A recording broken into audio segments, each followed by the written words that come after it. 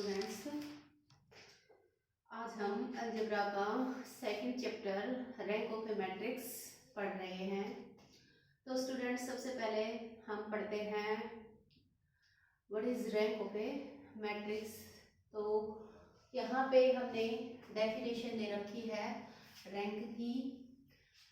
देखो students, late ए हमारे पास एक मैट्रिक्स है, A equal to A I J of order M cross N की मैट्रिक्स दी गई है।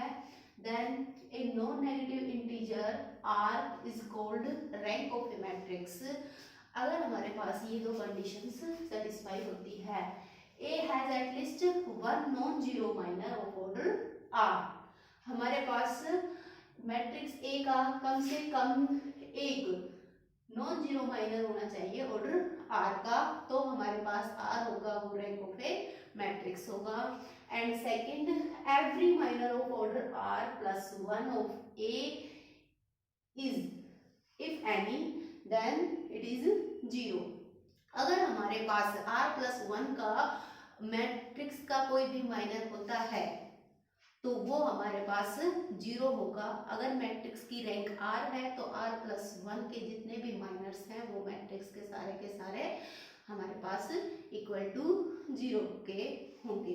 तो ये हमारे पास डेफिनेशन है रैंक ऑफ ए मैट्रिक्स की। सेकंड, अगर हमारे पास कोई भी मैट्रिक्स ए है, उसको हम कहेंगे कि उसकी जो रैंक है वो हमारे पास, अगर हमारे पास मैट्रिक्स ए दे रखी है 1 0 0 0 1 0 0 0 एंड 1, और स्टूडेंट्स हम ये एग्जांपल लेके चलते हैं, हमें इसकी रैंक बतानी है। अगर हमारे पास कोई भी मैट्रिक्स दे रखी है और उसका डिटरमिनेंट नॉन जीरो आता है, तो जितने ऑर्डर की मैट्रिक्स है वही उसकी रैंक होगी। मान लो यहाँ पे ये हमारे पास 3 क्रॉस 3 की ऑर्डर की मैट्रिक्स है और इसका हम डिटरमिनेंट फाइंड आउट करते हैं। डिटरमिनेंट ऑफ ए यहाँ पे हमारे पास किसके इक्वल है, 1 के इक्वल है। Therefore this is not equal to zero, hence rank of A equal to 3। यहाँ पे मैट्रिक्स की जो रैंक है वो हमारे पास 3 के इक्वल होगी। मीन्स अगर हमारे पास कोई भी मैट्रिक्स है, नॉन सिंगुलर मैट्रिक्स है, तो नॉन सिंगुलर मैट्रिक्स की रैंक है वो मैट्रिक्स के ऑर्डर के इक्वल होती है। नेक्स्ट आते हैं हम स्टूडेंट्स, हमारे पास एग्जांपल है, कोई भी मैट्रिक्स अगर हमारे पास दे रखी है, हमें उसका रैंक फाइंड आउट करना है, तो कैसे फाइंड आउट करेंगे, हम एक एग्जांपल लेके चलते हैं।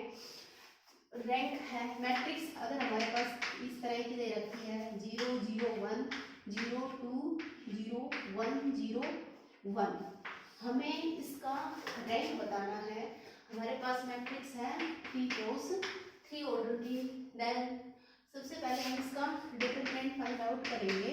अगर हमारे पास इसका determinant not equal to zero हुआ तो इसकी रैंक 3 होगी, और डिटरमिनेंट अगर हमारे पास जीरो के इक्वल आ जाता है तो इसकी रैंक लेस देन 3 होगी। तो इसका डिटरमिनेंट देखो स्टूडेंट्स क्या है, 1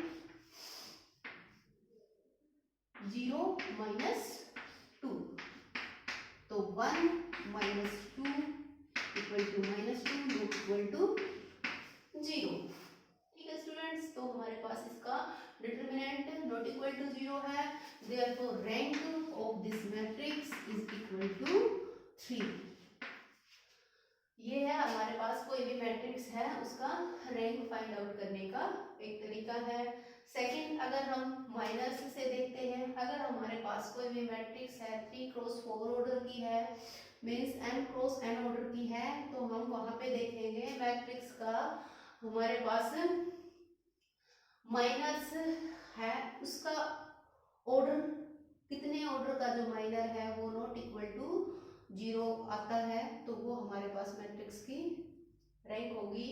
जैसे हमारे पास एक एग्जांपल लेके चलते हैं, हम एक मैट्रिक्स है यहाँ पे, उसका एग्जांपल लेके चलेंगे और वहाँ पे देखेंगे कि अगर उसका ऑर्डर का माइनस का ऑर्डर अगर हमारे पास नॉट इक्वल टू 0 है तो वो उसका रैंक होगा।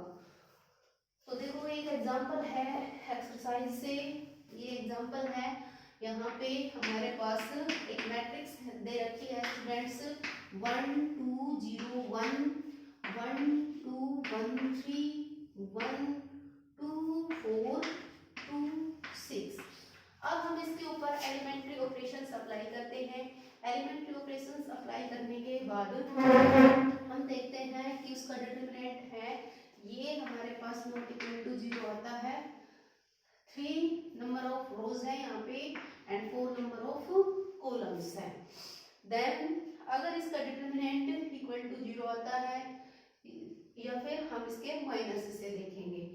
ठीक है स्टूडेंट्स, तो यहाँ पे देखो, यहाँ पे हम एलिमेंट्री ऑपरेशंस लगाते हैं। एलिमेंट्री ऑपरेशन है R2 के ऊपर लगाते हैं R2 minus R1 and second elementary operation लगाएंगे हम इसके ऊपर R3 माइनस 2 R1। तो मैट्रिक्स यहाँ पे हमारे पास हो जाती है 1 2 0 1। यहाँ पे R2 में को इसमें से R1 को इसमें से सब्ट्रैक्ट करेंगे तो 0 0 1 2 ये आ जाएगा। इसको 2 से मल्टीप्लाई करके फर्स्ट रो को थर्ड में से सब्ट्रैक्ट करेंगे तो आ जाएगा हमारे पास 0 0 4 हो जाएगा। यहाँ पे इसमें सब्ट्रैक्ट करेंगे 0, यहाँ पे 0 है, यहाँ पे 2 रहेगा। इसके बाद इसको हम 2 से मल्टीप्लाई करके इसमें सब्ट्रैक्ट करेंगे तो कितना हो जाएगा 4। अब यहाँ पे स्टूडेंट्स हम एक और एलिमेंट्री रो ऑपरेशंस लगाएंगे जो है सेकेंड रो को R2 सेकेंड रो को 2 से मल्टीप्लाई करके थर्ड में से हम सब्ट्रैक्ट करेंगे। R3 implies R3 minus 2 R2, then we have 1 2 0 1 0 0 1 2 0 0। इसको 2 से मल्टीप्लाई करेंगे इसमें सब्ट्रैक्ट 0, इसको 2 से मल्टीप्लाई करके इसमें सब्ट्रैक्ट ये 0। then we have 2 number of rows and 1 number of rows is completely zeros। अब यहाँ पे हम ये देखेंगे नंबर ऑफ 2 ऑर्डर का जो नॉन जीरो माइनर्स है, 2 क्रॉस 2 ऑर्डर की मैट्रिक्स का नॉन जीरो माइनर्स है वो नॉट इक्वल टू 0 आता है या नहीं, क्योंकि 3 क्रॉस 3 का अगर हम कोई भी देखते हैं माइनर्स, यहाँ पे कंप्लीट रो 0 है तो वो तो 0 रहेगा, तो 3 तो इसकी रैंक आएगी नहीं। अब हम इसका 2 क्रॉस 2 के देखते हैं 1 2 0 0, अगर ये माइनर अगर हम देखते हैं 0 0 ये 0 आ जाता है। इस माइनस को देखेंगे 0 1 1 2 ये हमारे पास नॉट इक्वल टू 0 है, that is not equal to 0। Therefore rank of this matrix rank equal to rank of A हमारे पास क्या आ जाएगी, इसकी 2 आ जाएगी। ठीक है स्टूडेंट्स, अगर हमारे पास जितने भी ऑर्डर का माइनस मैट्रिक्स का नॉट इक्वल टू 0 आ जाता है तो वो हमारे पास उसकी रैंक होगी। ठीक है, और उससे ग्रेटेस्ट उससे बड़ा कोई भी, जैसे हमारे पास 2 का आया है minor order of A matrix of minor, इसका हमारे पास 2 है, रैंक ऑफ इसका 2 है, नॉन जीरो है, तो 3 ऑर्डर की जितने भी इसके अंदर हम सब मैट्रिक्स बना के देखेंगे तो उन सभी का माइनर हमारे पास 0 होगा। सिर्फ हमारे पास 2 ऑर्डर की मैट्रिक्स कम से कम एक मैट्रिक्स ऐसी जरूर है इसके अंदर जो हमारे पास नॉट इक्वल टू, जिसका डिटरमिनेंट नॉट इक्वल टू 0 आ रहा है। Therefore rank of this matrix equal to 2। Next students हम पढ़ते हैं, कोई भी अगर हमारे पास मैट्रिक्स दे रखी है उसके ऊपर अगर हमें एलिमेंट्री ऑपरेशंस अप्लाई करने हैं तो वो ऑपरेशंस हम कैसे अप्लाई करेंगे। तो देखो स्टूडेंट्स,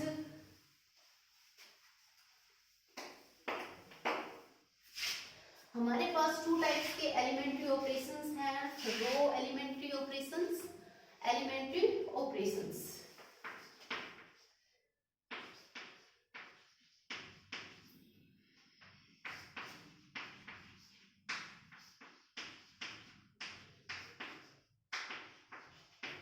एलिमेंट्री ऑपरेशंस। तो सबसे पहले एलिमेंट्री ऑपरेशंस में हमारे पास आता है row elementary operation,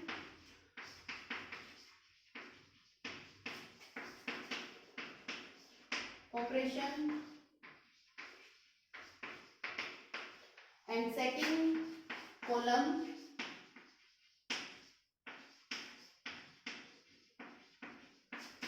elementary operation.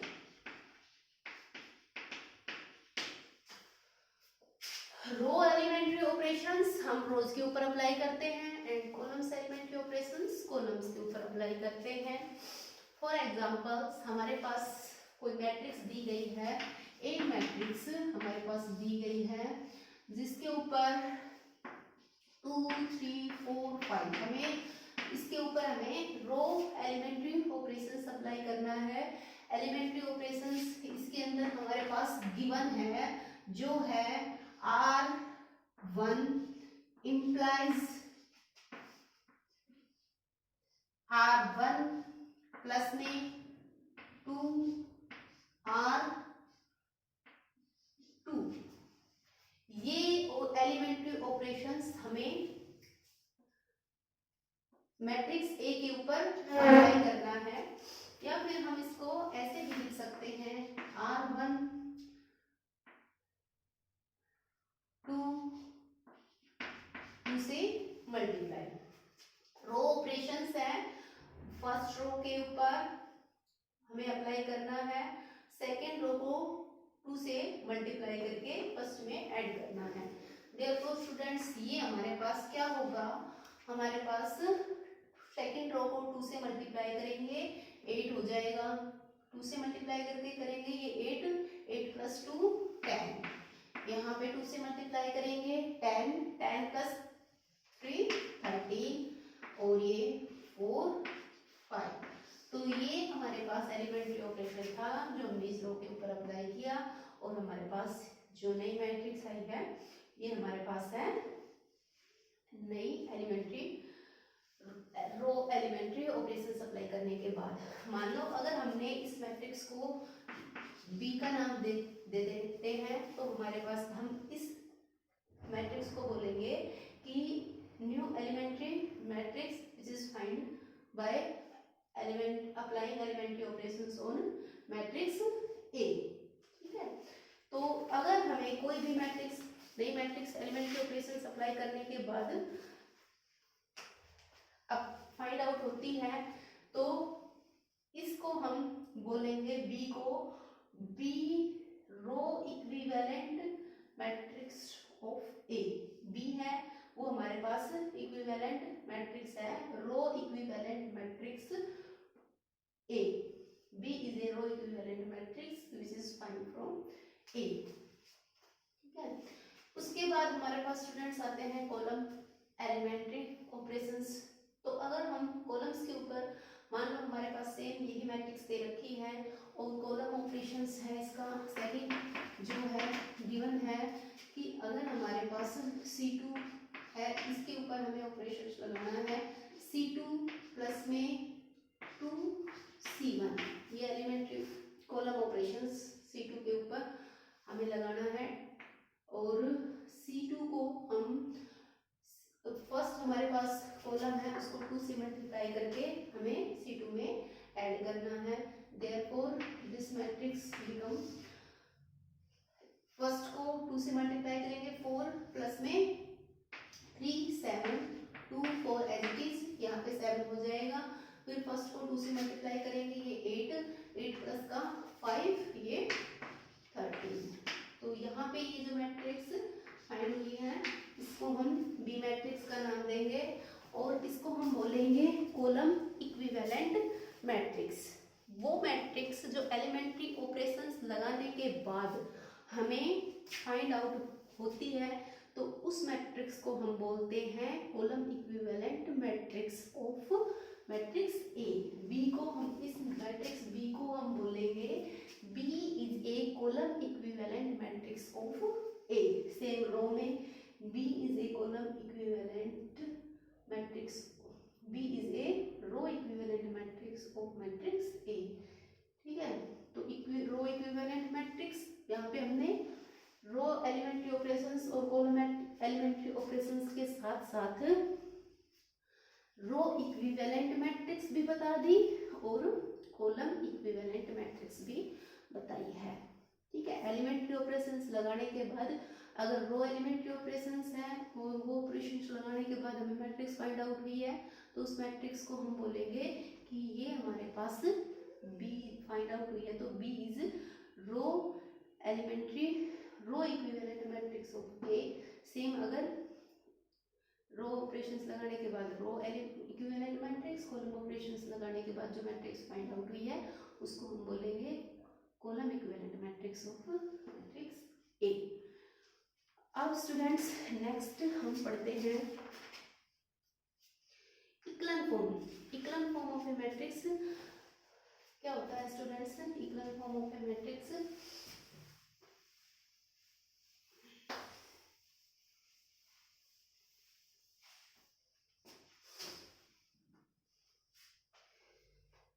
Definition, row echelon form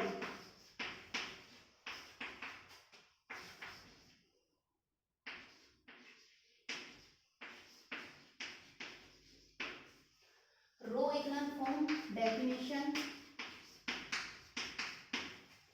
है स्टूडेंट्स हमारे पास A N M cross N matrix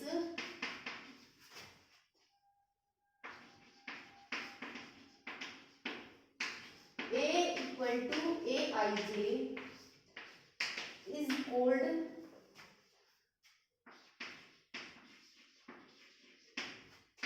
row echelon form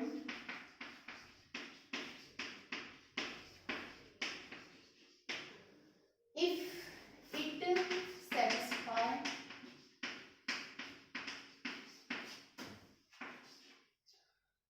the following conditions।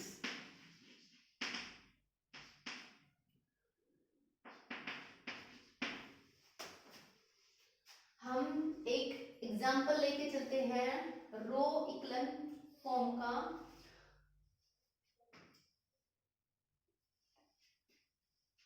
जैसे हमारे पास एग्जांपल है स्टूडेंट्स, ये है 1 2 5 0 1 4 0 0 एंड 1। ये हमारे पास रो इक्लन फॉर्म मैट्रिक्स का एक एग्जांपल है, जिसमें जो हमारे पास कोई भी मैट्रिक्स का कॉलम्स है उसका leading coefficients of A row is,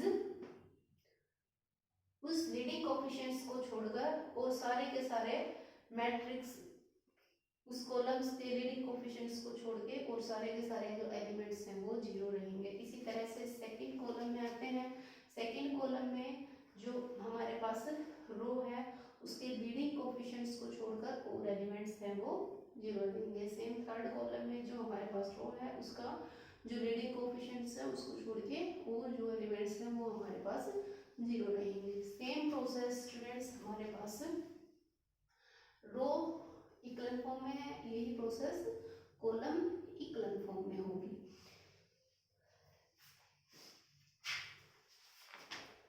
अब स्टूडेंट्स हम आगे आते हैं, एक एग्जांपल करते हैं रो इक्लन फॉर्म का, जिसमें कोई भी अगर हमारे पास मैट्रिक्स दे रखी है तो उसको हम इक्लन फॉर्म में चेंज करेंगे।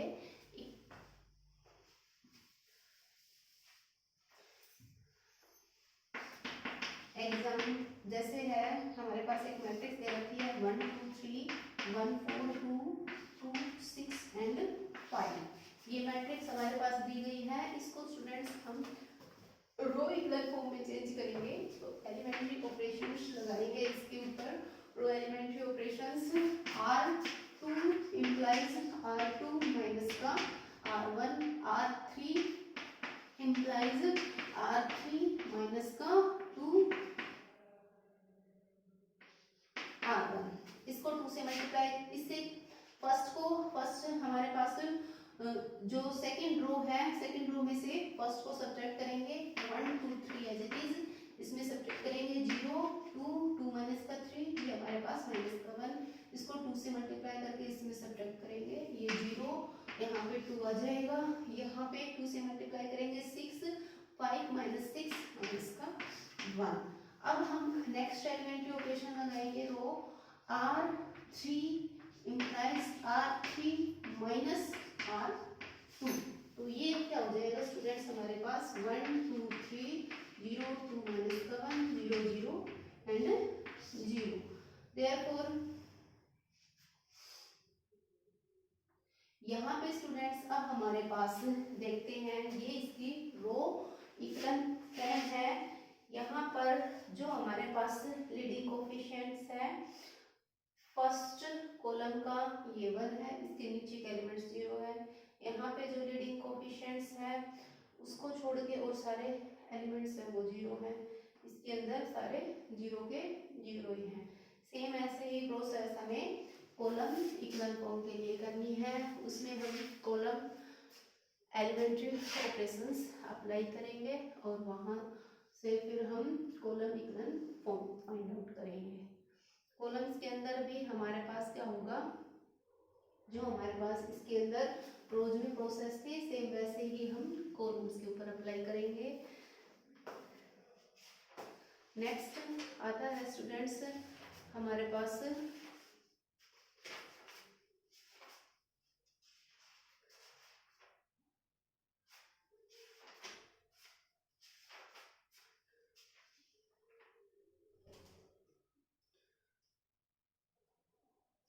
Inverse of A matrix by using elementary operations. कोई भी हमारे पास मैट्रिक्स दे रखी है स्टूडेंट्स, तो हमें उससे उस मैट्रिक्स का इनवर्स फाइंड आउट करना है।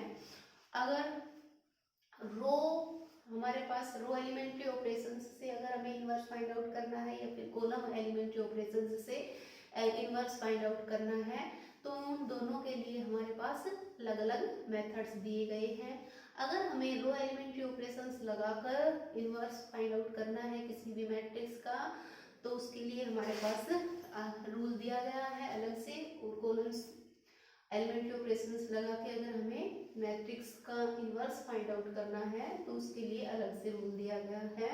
जैसे देखो,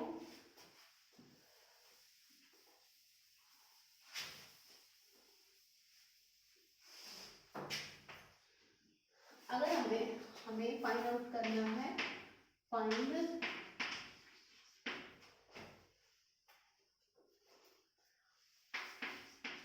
find the inverse of a matrix using elementary operations।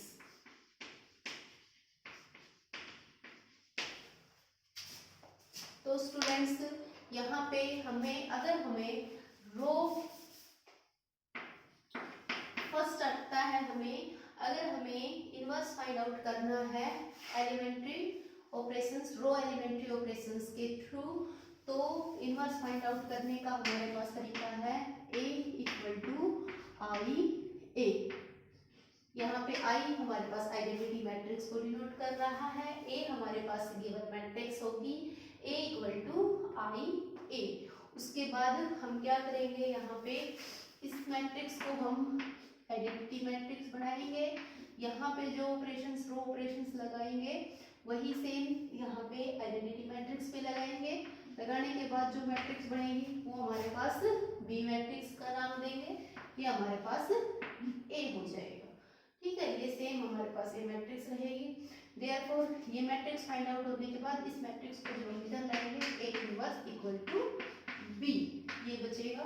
तो यहाँ पे जो ये बी मैट्रिक्स आएगी ये हमारे पास क्या होगी, inverse of A matrix.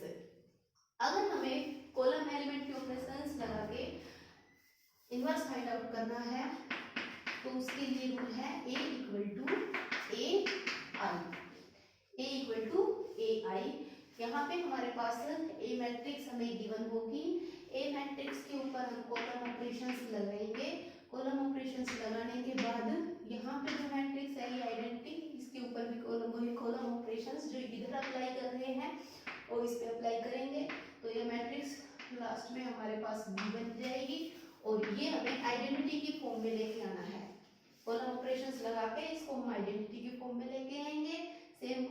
Operations इस मैट्रिक्स को अप्लाई करके जो हमें लास्ट में मैट्रिक्स फाइंड आउट होगी उसको भी नाम देंगे। After that A equal to A inverse, इसको इधर लाके that is equal to B. तो ये जो हमारे पास कॉलम ऑपरेशंस लगाने के बाद जो मैट्रिक्स फाइंड आउट होगी वो होगी हमारे पास